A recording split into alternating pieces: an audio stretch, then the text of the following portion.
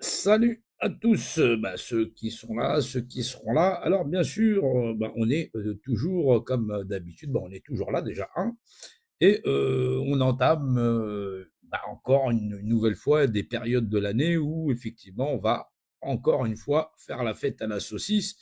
C'est comme chaque événement, que ce soit la fête à la saucisse, que ce soit le nouvel an, que ce soit, un événement mondial, international ou quoi que ce soit, on est toujours dans chaque chose à son temps. Alors bien sûr qu'on approche d'un temps qui commence à être un peu révolu parce que on se dit bah les gens commencent à se réveiller. Non, les gens ne sont pas du tout réveillés et c'est pas demain la veille encore. Voilà. Il faut bien comprendre que le changement aura bien lieu, mais les gens finiront au bout du compte par s'apercevoir que il y a des gens qui n'ont pas besoin d'être réveillés, ils sont juste lucides sur qui ils sont, leur propre représentation, et pas simplement s'agglomérer comme ça en disant bah il va y avoir une zone de liberté où il faut des gens pour faire des lois pour les uns et les autres. C'est ça qu'il faut comprendre. On dit chaque chose a son temps, et le temps des imbéciles, oui, ou des convaincus, il touche à son terme. Il y a un moment donné, on va finir par avoir ce fameux nombre nécessaire avec des gens plein et enclin de lucidité. C'est ça qu'il faut comprendre.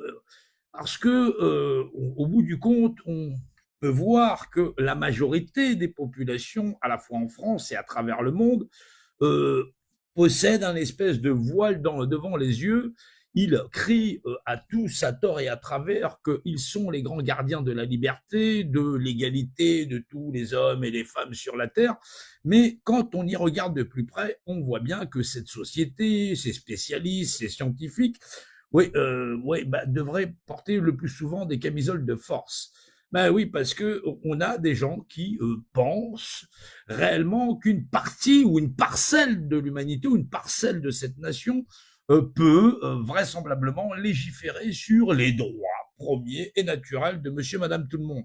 Alors bien sûr qu'on a eu affaire à travers, depuis toutes ces années, entre les hommes en paille, les vaisseaux spatiaux, tous les gens qui sont perchés en veux-tu, en voilà, les gens qui regardent la voyante ou la médiumnie, tout ce qu'on veut, ou tous ces gens qui sont d'espoir d'un purée de sauveur qui viendrait ou à la fois ou des États-Unis ou de la Russie.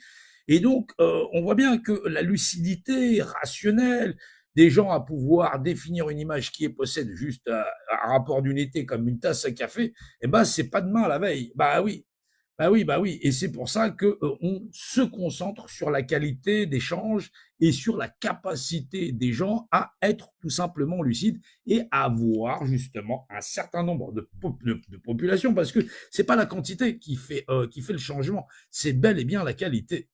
Oui, la qualité de savoir qu'effectivement, on ne peut nuire à autrui et que aucune parcelle de cette nation ne peut s'octroyer. Et là, on le voit bien, à la fois en France et à travers le monde, comment ces pathologies d'individus qui ont fini par peupler la Terre et à la recouvrir largement ont pu faire disparaître la plupart des espèces. Alors, tu as toujours les sauver les carottes et les lapins, ouais, bah oui, ou les dauphins, j'en sais rien, tu vois, ils sont même pas déjà capables de sauver l'esprit. C'est pour ça qu'on est dans un monde où il va falloir mettre des coups de pied au cul, mais des coups de pied au cul rationnels.